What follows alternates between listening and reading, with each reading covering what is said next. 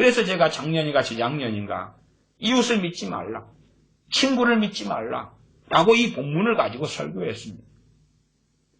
많은 분들이 그렇게 말씀하시더라고요. 예, 정말 맞습니다.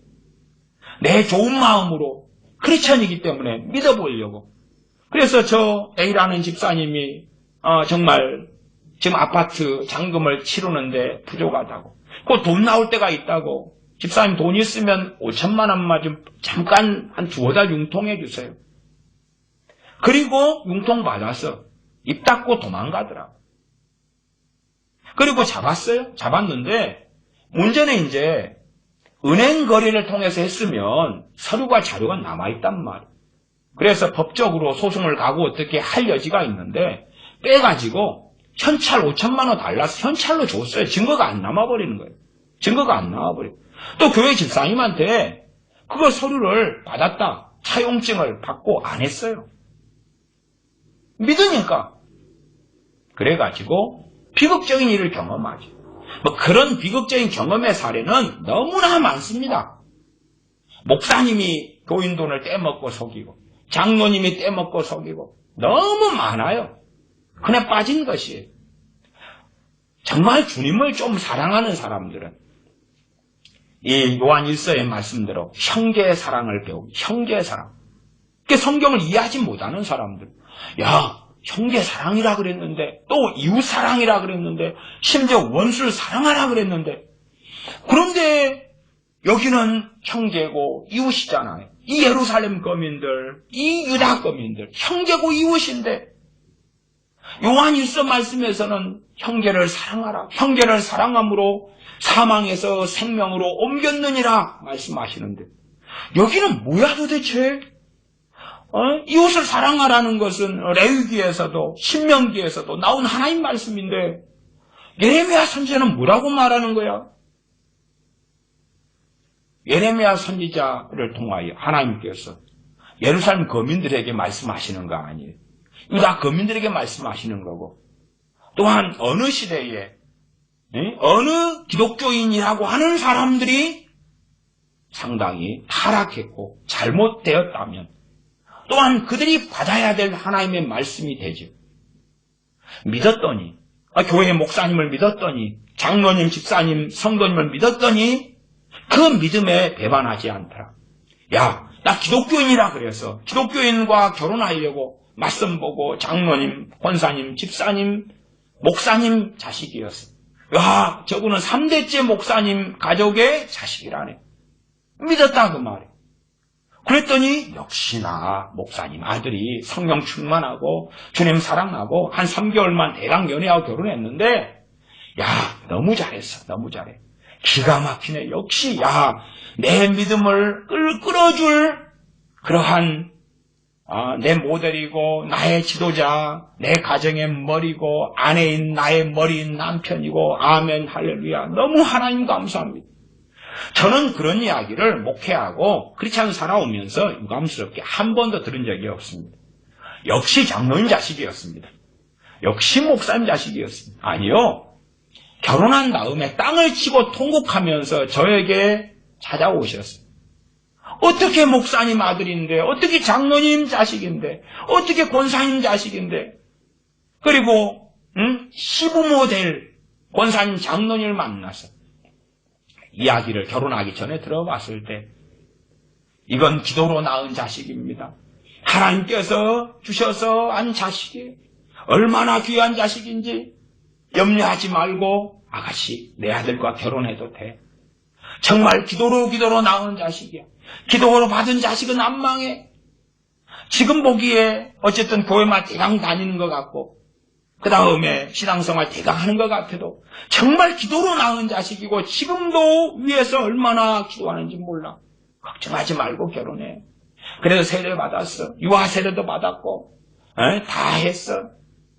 그러니 걱정하지 마. 정말 지금은 좀 문제가 있어도 곧 그냥 정신 차릴 거야. 기독교인이잖아. 괜찮아. 결혼했더니 말로 다 할 수 없는 대형 참사가 벌어졌다는 사실이죠. 그런 것들 너무 흔해 빠진 일이었어. 그래서 별로 이야기할 거리가 안 되는 것 같아요. 흔하게 그냥 경험하는 일이거든요. 교회가 타락하면, 하나님의 백성이 타락하면, 그러면 우리는 알 수 있어요.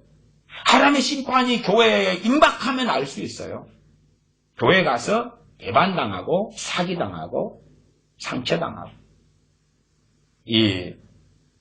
주로 첫째는 이제 외국에 있는 한인교회들. 한인교회에서 정말 주님을 잘 섬기려 하고, 그런 한인들 분들이 항상 경험하는 것은 한인교회에서 배반당하고, 한인교회에서 사기당하고, 한인교회에서 별 비극적인 일을 경험하고, 결국은 한국말 쓰기 때문에 한인교회로 갔는데, 그냥 영어 하는데 그 나라 말을 쓰는 현지인교회로 가는 게 더 낫더라. 그런 것은 너무 흔해 빠진 이야기여서 놀랍지도 않아요. 그리고 한인교회 2억 개 있는데 다 그 나물의 그 밥이어서 나는 이제 인터넷으로, 나는 혼자 가정에서 내 가족끼리만 예배드립니다. 그게 훨씬 은혜스럽고 낫더라고요. 정말 그것이 지혜로운 것이 되어버린 시대입니다. 그러면 우리가 교회 안에서 또한 크리스천이다 하는 사람들 가운데서 하나님을 등지고 떠나게 될 때, 그때에 우리가 가져야 될 지혜는 9장 4절, 9장 5절이 되죠. 최소한 4절의 말씀을 받아야 한다 그 말이에요.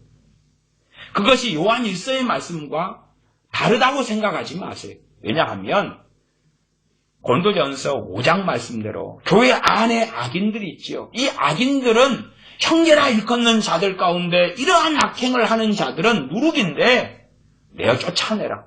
사도 바울도 나도 그들을 사탄에게 넘겨주었다. 그런 사람들이 교회 안에 가득하다면 내가 나오는 수밖에 없죠.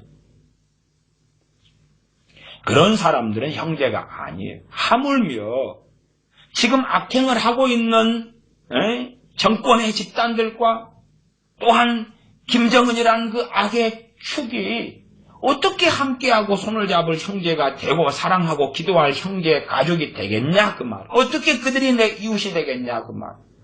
내 이웃인 게 있고 이웃이 아닌 게 있지. 살인마를 이웃으로 삼으면, 조폭과 강도를 이웃으로 삼으면, 사기꾼을 이웃으로 삼으면 그건 정신 나간 사람. 살인마를 형제로 삼으면, 살인마를 가족으로 삼으면, 조폭을 가족으로 삼으면, 비록 과거에 조직폭력배였으나 회개하고 돌아온 사람은 그나마 낫다 그래요.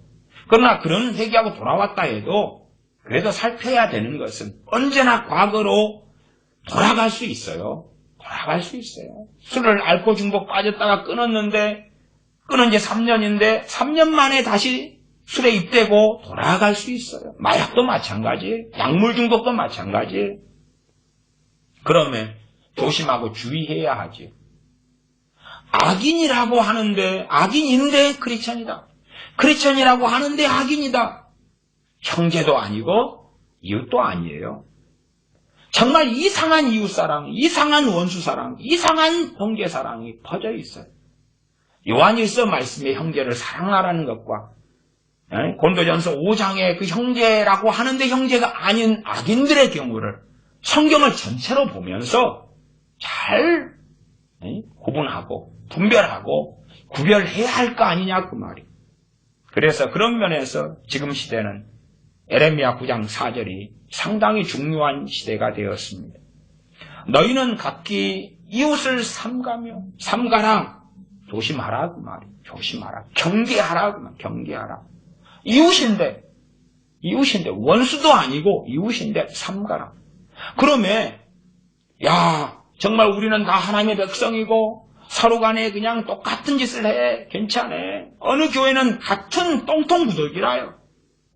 이웃이다. 서로 사랑해. 서로 속여. 서로 거짓말해. 이건 우리의 일상이요. 일상. 서로 시기하고 질투하고 전화 걸면서 저 집사님 오늘 입고 나온 치마 봤어. 어디 술집 여자도 아니고 저 어디 권사님 오늘 립스틱 바르고 왔는데 어쩐 줄 알아? 그런 것을 주고받는 그러한 교회. 항상 벌어지는 일이야. 우리 기독교인들의 모습이 이런 거야. 그래도 우리 다 천국 가거든. 그 나물의 그 밥으로 자팡이 된대. 그러한 이웃을 삼가라 그 말. 조심하고 경계하라. 조심하고 경계해야 되는데 맨날 그 이웃집에 들락거리겠어요? 내 집에 있는 귀한 것을 다 알려주겠어요? 이웃을 삼가며 아무 형제든지 믿지 말라. 형제라 그러잖아요, 형제. 개념이, 이웃의 개념과 여기 형제의 개념이 일반적으로 성경에 쓰일 때는 같습니다. 그 다음에 또 다른 형제의 개념은 우리의 가족인, 피부치인 형제를 이야기하는 개념이 또 있습니다. 두 가지 다 해당이 됩니다. 악한 시대에서는 가족도 내 부모, 형제도 악해집니다. 그렇기 때문에 내 피부치 골육 친척이지만, 그래서 골육 친척을 돌아보라고 성경이 또한 신약 성경이 말씀해요. 말씀하는데 그것이 그리 간단한 문제 아니라 여기서 형제를 믿지 말라 할 때 첫째 골육 친척으로 볼 수 있고 그것이 저는 포함된다고 믿고 봅니다. 그렇기 때문에 형제가 형제를 죽이고 부모가 자식을 죽는데 내어주고 하는 일이 어느 때에 일어난다고 주님께서 마태복음 등에 이미 예언하셨어요. 그리고 그것은 구약에서부터 이미 이루어져 왔던 이스라엘 안에, 예루살렘 안에, 유다 안에 벌어졌던 일입니다. 그러면 형제다. 내 골육의 형제다. 그러나 그 형제라 해서 믿을 수 없다는 것이죠. 거기에 비수를 찍히고 박힌다는 사실이에요. 그러면 형제가 악해졌다. 내 육신의 형제고 어느 때에 이 악한 형제에 대하여 관계를 끊고 단절해야 될 때가 있다 그 말이에요. 자주 자식 때문에 부모 때문에 저는 상담과 연락을 받습니다. 아마 최근에도 이 상담과 연락을 받았는데 아직 답장하지 못한 것이 좀 있어요. 이게 말하자면 어머니다. 어머니가 권사님인데 온갖 악행을 해요. 그러면서 계속 돈을 달라 그래요. 어떻게 해야 됩니까, 목사님? 당연히 관계를 끊어야 되지. 예전의 일입니다. 예전에 어느 교회에 전도사로 있었는데 거기에 그런 사건이 있었어요. 거기에 어머니가 권사님이신데 그리고 아들과 며느리가 교회 집사님이에요. 제가 전도사로 있었던 교회 집사님 부부예요. 그런데 이 어머니 권사님이 그래 안에도 빚더미에 올라앉아 있는 그때 감자탕집을 하시는 집사님 가정이었어요. 그런데 그래 안에 빚더미에 올라앉아 있는 계속 돈을 쓸모없는 데 쓰면서 돈을 긁어내는 거예요. 내 부모를 공경하라 그랬지 않느냐? 골육 친척을 안 돌아봐. 아니 한 달에 드릴 용돈을 드렸는데 한 달 동안 써야 되는데 그 돈 가지고 교회 교인들 뭘 사주고 뭘 쓰고 충동이 일어나면 소위 말하면 헌금도 내버리고 그런 가운데 일주일이나 3일 만에 쓴 다음에 전화해서 협박하는 거예요. 성경을 가지고 협박해요. 그 전화만 시어머니나 어머니한테 오면 그 집사님 부부가 아들 며느리 그 부부가 마음이 약하니까 벌벌벌 떨어요. 벌벌벌 떨어요. 감자탕집을 하고 배달도 하고 그러니까 손님 전화를 받아야 되는데 너무 떠니까 지금 이 손님 전화인지 당시에는 이제 번호가 안 뜨니까 옛날 이야기니까요. 전화가 왔는데 이게 감자탕 주문하는 손님의 전화인지 아니면 그 양반 자기 목포에 살고 여기는 또 딴 지역이니까 거기에서 온 시어머니 혹은 자기 어머니 전화인지 못 받는 거예요. 어떻게 장사를 해요? 무섭고 괴롭고 권사님이다니까요. 그런 것이 제 경험에 2000년인가 2001년에 일어난 일이에요. 근데 그 전이든 후든 그런 게 많아요. 그런 게 많아서 그것 때문에 많이 이야기 들어요. 또 자식도 마찬가지. 자식이 너무나 악한데 어떻게 해야 됩니까? 버려야지요. 내보내야지요. 악을 끼고 있어서 불덩이를 끌어안고 있어서 당연히 불나지요. 사랑요? 언제까지 끌어안아 봄직하냐 그러면 법정적으로 20살이다 그러면 그때까지만 안아보세요. 그때까지만. 그러나 그 이후에도 그렇게 되지 않으면 내보내야 돼. 그것이 강한 사랑이에요. 강한 사랑. 그리고 돈도 끊어야 돼요. 에? 생활비 주는 것도 끊어야 돼요. 고아는 고아원에서 그렇게 되어서 이제 고등학교 3학년 마치고 한 20살 되면은 정부 지원금 몇백만 원 받고 나가잖아요. 그러나 그 자식은 그 고아원에서 고아가 돌봄 받은 것보다 훨씬 더 좋은 돌봄을 받았잖아요. 그러니 내보내는 게 맞지요. 뭐 생각해 보세요.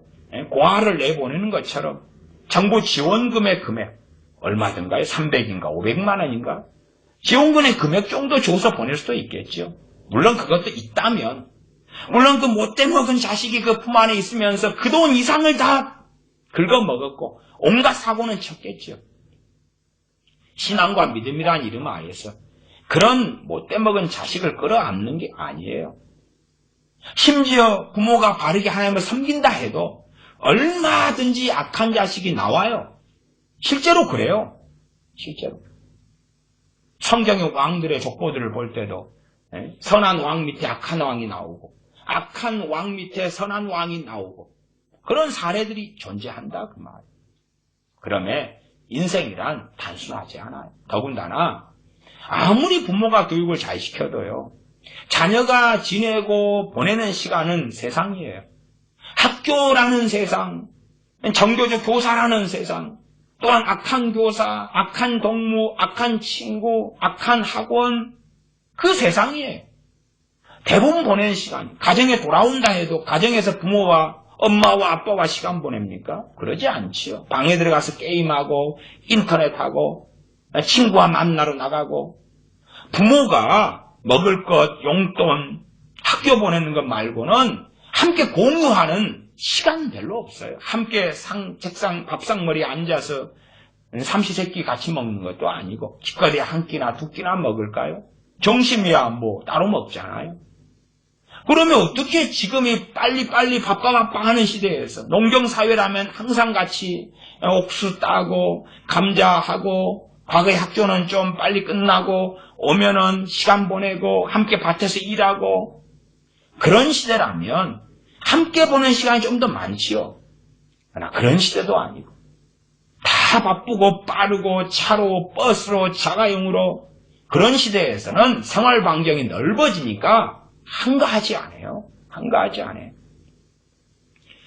옛날 같으면 저 멀리 뭐 충청도 나는 사는데 서울에 사는 가족이 친척 결혼한다 그러면은 연락도 못 받고 그 다음에 연락 받아도 못 가요. 대부분은. 아니 걸어가야 되는 시대라고 생각해 보세요. 조선시대 같이. 그런데 지금은 차로 다 다닐 수 있고 금방 갈 수 있으니까 내가 해야 되고 참여해야 할 일이 바빠 아주 많다고 말이에요. 아주 많아요. 아주 많아요. 그렇기 때문에 정말 자녀와 함께 부모가 시간 보내고 말씀을 가르치고 그럴 만한 여력과 여유가 없는 경우도 많아요. 심지어 자녀가 공부 좀 하겠다 그러면은 공부하도록 뭐 서포트해야 될 거 아니에요. 그런 가운데 유감스럽게 악한 자녀들이 많이 나타나요. 그 악한 자녀를 사랑 때문에 사람 만들어 보려고 25, 27, 29, 33살 붙잡고 있어요. 붙잡고 있을 필요 없습니다. 내보내야 됩니다. 내보내야 돼요. 그건 아셔야 됩니다. 그런 것을 이해하지 못하면 성경을 제대로 전체적으로 보지 못하는 것이 이상한 성경 구절, 이상한 건 아닌데 바른 말씀인데 이상한 성경 해석을 해가지고 그래서 매여서 어리석게 살아가면서 항상 자기 집에 불 내고 불 끄고 불 내고 불 끄고 화상 입고 그러한 일이 부모에게서 일어나고 자식에게서 일어나고 심지어 남편과 아내에게서 일어난다 그 말이에요. 남편과 아내도 마찬가지입니다. 성경에 이혼이 가능한 사유가 있어요. 음행의 연고도 있고 곰도 전세에 상대방이 살기 싫어하거든. 이것에 연연하고 매일 필요가 기독교인 크리스천은 없다고 말씀해요. 그럼 곰도 전서 말씀도 명백히 보세요. 명백히 보세요. 또 그렇게 설교했더니 저 손목사 이혼을 권장하네.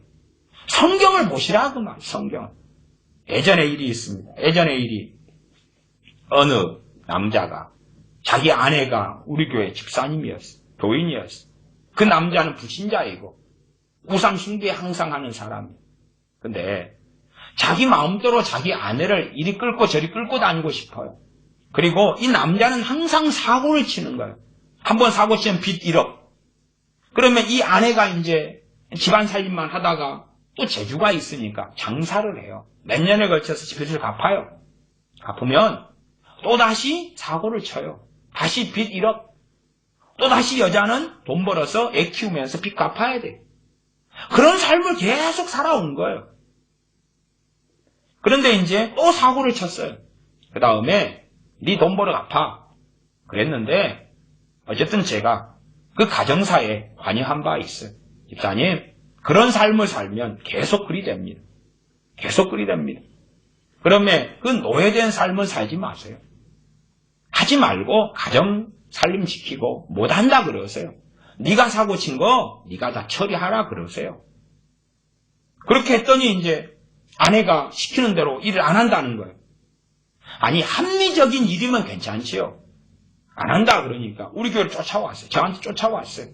그래서 왜 내 마누라가 내 말을 안 듣냐? 목사 너는 내 마누라한테 가르쳐서 내 말을 듣게 가르쳐라. 내가 죽으라는 신용하면 죽으라는 신용하도록 가르쳐라 그러는 거예요.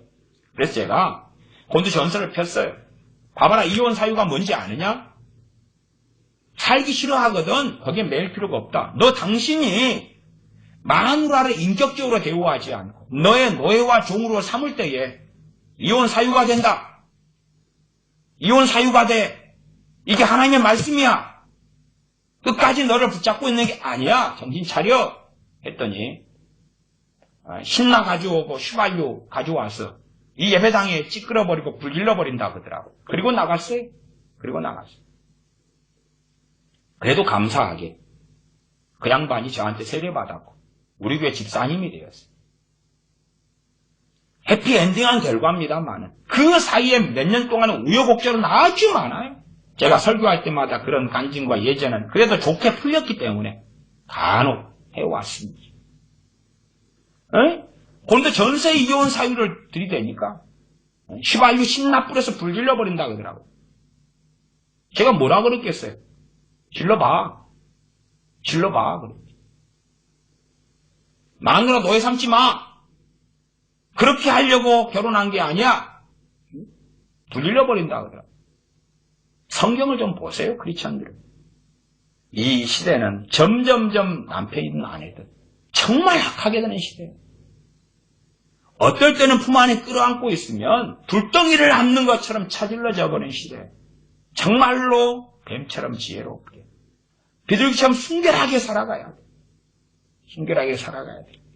유감스럽게 어떨 때는 이혼이라는 것이 필요해요. 유감스럽게 이해하셔야 돼. 하나님께서도 이스라엘의 이혼장을 써주시고 유다의 예루살렘의 이혼장을 써주시는 거예요.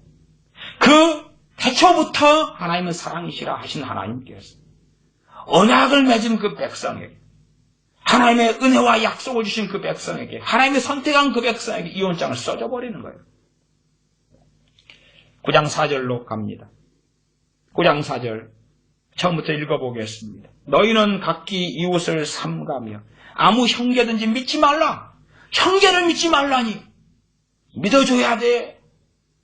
고린도전서 13장 사랑장 잘 보셔야 돼. 항상 믿고 언제나 믿고 사랑은 오래 참고 믿고. 성경 그 뜻 아닙니다. 앞뒤 문맥 잘 보셔야지. 잘못 보면요 크리스찬들이 지혜 없고 미치광이 나옵니다. 항상 믿어줘. 그래서 그 사랑장 갖다 놓고 김정은이 항상 믿어요. 항상 또 믿어주고 사기당해도 또 믿어주고 돈 보내고 핵무기 개발하라고 돈 보내주고 또 믿어주고 천번하다 보면 이제 어이구 미안하네 잘못했네 할 날이 오겠지. 참 어리석은 크리스찬들 너무나 많습니다. 항상 믿어줘요? 성경에 어떻게 그렇게 나왔습니까? 거짓 선자를 분별하고 거짓 사도를 분별하고 거짓 교사를 분별하고 영들을 다 믿지 말고. 형제라고 해서 믿지 말고 성경 안 봐요? 이 기본 베이스 위에서 또한 고린도전서 13장의 사랑도 고린도전서 5장의 형제라고 하는데 이러이러한 악한 자들은 쫓아내버려라. 악인들이다. 그 전제 가운데 사랑은 오래 참고 나오는 건데 크리스찬이요, 형제요, 크리스찬은 아니어도 가족이요, 형제요, 언제나 믿을게, 언제나 참을게, 언제나 기다릴게. 성경 좀 보세요. 고린도 전서를 보려면 사랑은 언제나 오래 참고 하는 거 부르기 전에 1장부터 보란 말이 1장부터 서신이라는 것이 앞에가 있으니까 2, 3, 4, 5, 6, 7, 8, 9, 10, 11, 12 그래가지고 13이 나온 거 아니에요. 13이. 그리고 13장 뒤에는 사도 바울이 뭐라고 말씀합니까? 내가 어렸을 때는 말하는 것이나 생각하는 것이 어린아이와 같다가 장성한 자가 되어서는 어린아이 일을 버렸노라 그러죠.